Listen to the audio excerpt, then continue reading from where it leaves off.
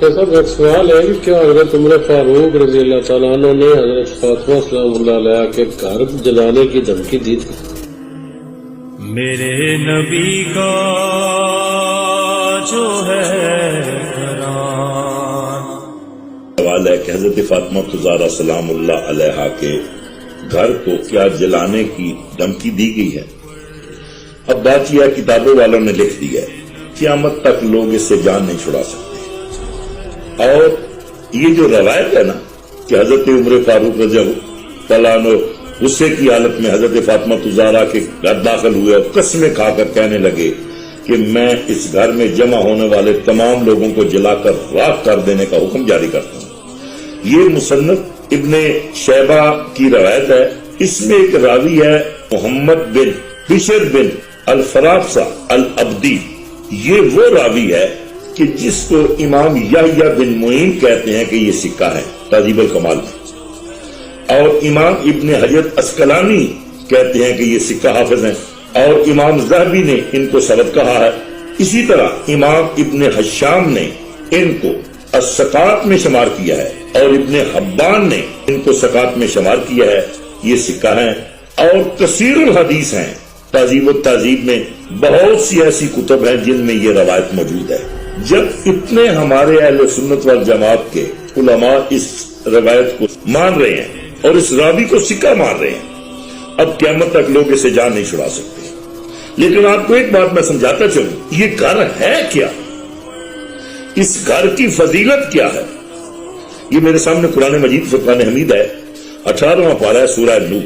قرآن کی یہ آیت ہے فی بیوت اذن اللہ ان ترفع ویذکر فیہا اسمہ، کہ ان گھروں میں جنہیں بلند کرنے کا اللہ نے حکم دیا ہے، ویذکر فیہا اسمہ، کہ ان میں اس کا نام لیا جاتا ہے، اللہ کی تسبیح کرتے ہیں ان میں صبح اور شام۔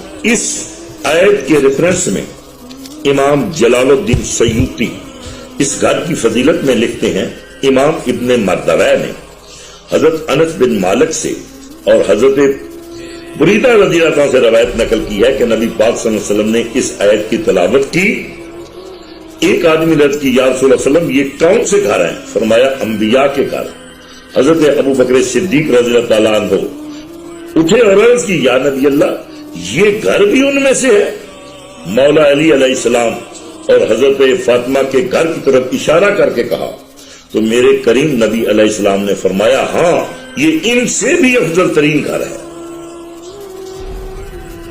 یہ گھر ان گھروں سے بھی افضل ترین گھر ہے۔ یہاں تک ایک اور آیت مبارکہ میں آپ کو، یہ بھی تفسیر در منصور ہے، ابو بکر جلال سیوطی کی تفسیر ہے اور ترجمہ پیر محمد کرم شاہ صاحب الدری حضور جلال امت کا ہے، کہ یہ وہ گھر ہے کہ جس کے بارے میں اللہ کے قرآن کی آیت نازل ہوئی ہے انما یرید اللہ لیذھب عنکم الرجس اہل البیت ویطہرکم تطہیرا۔ اس گھر کی اتنی فضیلت کے باوجود اس کو دھمکی دی گئی ہے۔ اب لوگ یہ خیال کریں گے کہ یہ دھمکی دی، خدا کی عزت کی قسم حضرت ابو بکر صدیق نے مرتے وقت یہ افسوس کیا ہے کاش یہ کام ہم سے نہ ہوتا۔